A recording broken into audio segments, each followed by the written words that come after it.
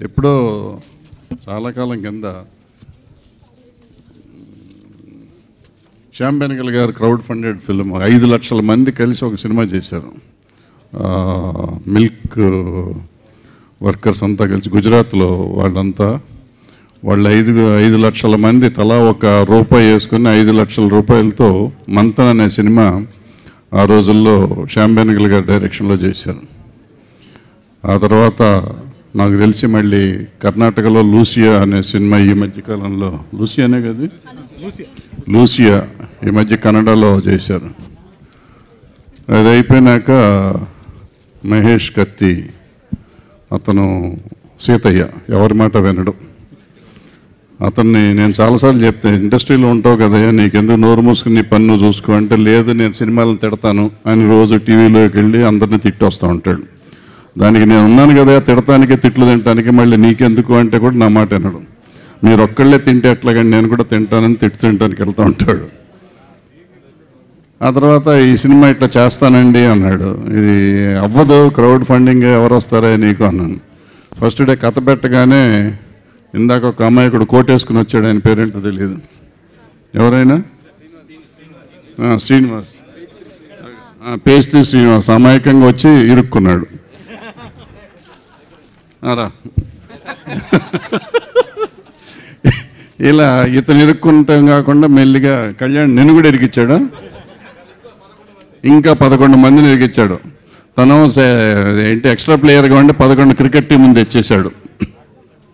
తెచ్చి మొత్తం cricket team with extra player చేరి ఈ సినిమాని అద్భుతంగా తీశారు. అయితే ఈ మధ్యకాలంలో నా బంగారు తల్లి అనే సినిమా, ఆ సినిమాకి ఈయన చూసి ఆవిడకి ఇన్స్పిరేషన్ వచ్చింది, సునీతకి వచ్చి ఆవిడ క్రౌడ్ ఫండింగ్లో సినిమా రిలీజ్ చేసింది. అంటే రిలీజ్కి ఫండ్ చేయించింది.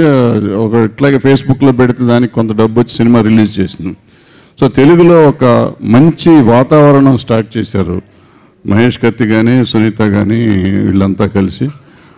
ఇందాక శంకర్ చెప్పినట్టు ప్యారలల్ సినిమాకి మనకు అసలు అలవాటు లేదు, ప్యారలల్ సినిమాకి మన ఆడియన్స్ని అలవాటు చేయలేదు.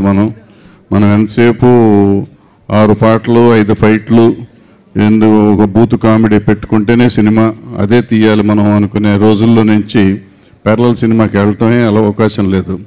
సో ఇలాంటి టైంలో క్రౌడ్ ఫండింగ్, ఇందాక మన వీరశంకర్ కూడా చెప్తున్నాడు, ఆడియన్స్ని కూడా క్రియేట్ చేద్దాం, 3 లక్షల మంది ఆడియన్స్ని క్రియేట్ చేస్తాం. It's a good idea. నిజంగా మనం అలా క్రియేట్ చేసుకోగలిగితే ప్రతి సినిమాను హిట్టే అవుతుంది ఇవాళ ఉన్న పరిస్థితుల్లో. సో ఇట్లా కొత్త కుర్రాళ్ళు కొత్త రకాల ఆలోచనలతో ఈ సినిమా ఇండస్ట్రీని ముందుకు తీసుకెళ్తానికి ప్రయత్నం చేస్తున్నారు. అలాగే కొత్త కుర్రాళ్ళు నందు లాంటి వాళ్ళు, నిఖిత లాంటి వాళ్ళు ఇలాంటి సినిమాల్లోకి వచ్చి చెయ్యాలంటే కూడా భయపడతారు. ఈ మధ్య వీళ్ళు ప్రతి వాళ్ళు ఈ కుర్రాళ్ళు రాగానే కొత్తగా వాళ్ళ తల్లిదండ్రులు చదివించి పంపిస్తారు, మోటార్ సైకిల్లో కారు ఇస్తారు. రాగానే నాకు వినాయక డైరెక్టర్ దొరుకుతాడా అంటారు, వినాయక్ ఉంటే చేస్తానంటారు. వీళ్ళు ఎప్పటిస్తాడు వినాయక్ ఎందుకు వస్తాడని ఆలోచించారు. మహేష్ ఈడేవాడండి అంటారు. కానీ అట్లా అనకుండా వీళ్ళిద్దరూ పనిచేసి బాగా చేశారు. ఇందాక ప్రోమోలు కూడా చూసాం, ప్రోమోలో కొంచెం నటించినట్టే కనపడ్డారు ఇద్దరు, బాగానే చేశారు. సో ఇట్లా మొత్తం మిగతా 38 మంది అనుకుంటా ఆర్టిస్టులు అందరూ చాలా బాగా చేశారు. ప్రోమోస్ వరకు అయితే బాగున్నారు. నా 2 సాంగ్స్ కూడా నేను ఎడిటింగ్లో చూశాను, బాగున్నాయి. సో మహేష్ మూర్ఖంగా తీసిన మూర్ఖుడైనా మంచివాడు, మనిషి మంచిది. ఇందాక ఎవరో చెప్పారు మనిషి మనసు మెత్తనిది అని. నిజంగా మెత్తని మనసు, అయితే మెత్తగా కొయ్యడు చాలా. అంటే అతని క్రిటిసిజంలు కానీ ఫేస్బుక్లో మాట్లాడే మాటలకి దాన్ని నిజంగా స్టీవెన్ శంకర్ చెప్పినట్టు మనిషికిను అతని మనస్తత్వానికి అతను చేసే కామెంట్స్కి చాలా తేడాలు ఉంటాయి. సో సమాజం బాగుండాలి, మనుషులు బాగుండాలి, అందరూ బాగుండాలి అనుకునే తత్వం అతనిది. అలాంటి మంచి మనిషికి మంచి సక్సెస్ కావాలి. అతన్ని నమ్మి పెట్టిన ఈ 12 మంది ప్రొడ్యూసర్లు, అతన్ని నమ్మి యాక్ట్ చేసిన యాక్టర్స్ కూడా, వీళ్ళు కూడా పారితోషికం తీసుకోవాలి. క్రౌడ్ ఫండింగ్లో వీళ్ళు కూడా భాగమే నాకు తెలిసినంత వరకు. ఈ ఫ్రంట్ చేసిన కళాకారులు, టెక్నీషియన్స్ అందరూ బాగుండాలి. ఇండస్ట్రీ బాగుండాలంటే ఇలాంటి సినిమాలు ఇంకా రావాలి, వస్తాయని ఆశిస్తూ సెలవు తీసుకున్నాం. Thank you sir. ఒక చిన్న కార్యక్రమం మన నందుని సత్కరించుకుంటానంటూ పొట్టి జానీ గారు ఒక పోల్దాన్ని తీసుకొచ్చారు సార్. సార్ అభిమాని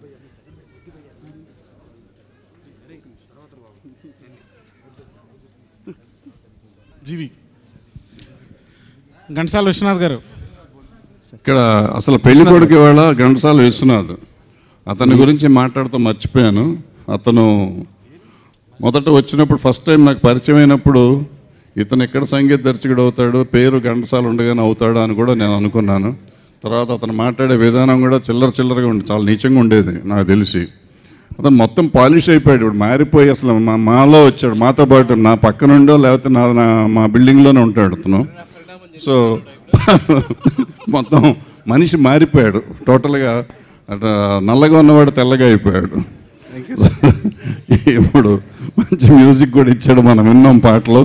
అయితే అన్ఫార్చునేట్గా సౌండ్ సిస్టమ్ బాగోక పాట ఏది వినలేకపోయాం, కానీ నేను స్టూడియోలో పాటలన్నీ విన్నాను, చాలా బాగున్నాయి. I wish him all the luck.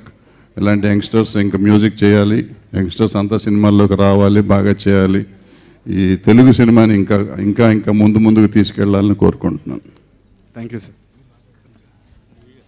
ఓడించాలనుకునేవాడు వెంట పడతాడు, వాడు ఎప్పుడు వెనకే ఉంటాడు. గెలవాలనుకునేవాడు ముందుంటాడు, ఎప్పుడు గెలుస్తూనే ఉంటాడు. నా లైఫ్లో 3 లవ్ స్టోరీలు ఉన్నాయి.